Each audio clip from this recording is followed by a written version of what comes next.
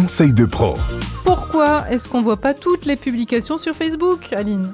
Oui, c'est vrai qu'aujourd'hui, les gens encore pensent que Facebook montre tout ce que publient leurs amis, leur famille ou les pages qu'ils suivent. Mais en réalité, c'est pas vraiment le cas. C'est l'algorithme de Facebook qui va décider ce qui apparaît ou pas dans votre fil d'actualité. Alors déjà, c'est quoi un algorithme ? C'est le système qu'utilisent nos réseaux sociaux, Facebook, Instagram, pour décider ce qui vous est montré ou pas en fonction de vos préférences, de ce que vous suivez, vos amis et vos intérêts. Il se base alors sur quoi pour choisir ? Sur tout ce que j'ai aimé, vu, regardé, enfin ? En fait, il y a plusieurs critères. D'abord, ce qu'il faut savoir, c'est que quand une publication est mise en ligne, elle ne va pas être montrée à toute la communauté d'un seul coup. Au départ, seul un petit pourcentage ou un petit échantillon des abonnés la voient. Et si ces premières personnes, elles interagissent avec la publication, elles la like par exemple, elles vont la commenter ou la partager, alors Facebook va se dire « Ah, ce contenu-là, il intéresse. Alors je vais l'afficher à plus de monde. » Et en revanche, si personne ne réagit, la publication, elle va tomber un peu dans l'oubli.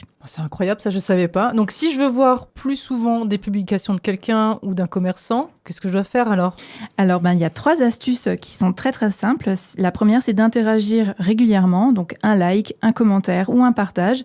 Ça va nourrir l'algorithme en quelque sorte. Le deuxième astuce, c'est d'activer les notifications sur une page d'un ami ou d'un commerçant ou même par exemple sur votre page de Radio Mélodie. Et comme ça, vous êtes sûr de ne rien rater. Et troisième astuce, c'est de ne pas juste scroller quand on est sur les réseaux sociaux, simplement. Donc scroller, c'est faire défiler en fait. Oui, voilà.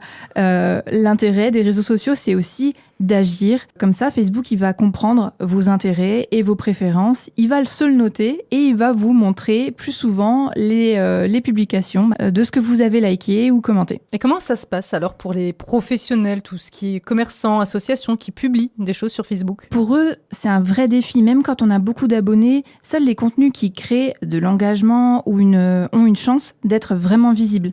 Ça veut dire publier régulièrement et proposer des contenus qui donnent envie de réagir. Et puis, il faut rappeler que quand on veut donner de la force à un commerce, une association, un acteur local, c'est comme dans la vraie vie, en fait. Il faut vraiment s'y intéresser. Il faut aller le visiter. Donc, on va visiter la page Facebook ou la page Instagram.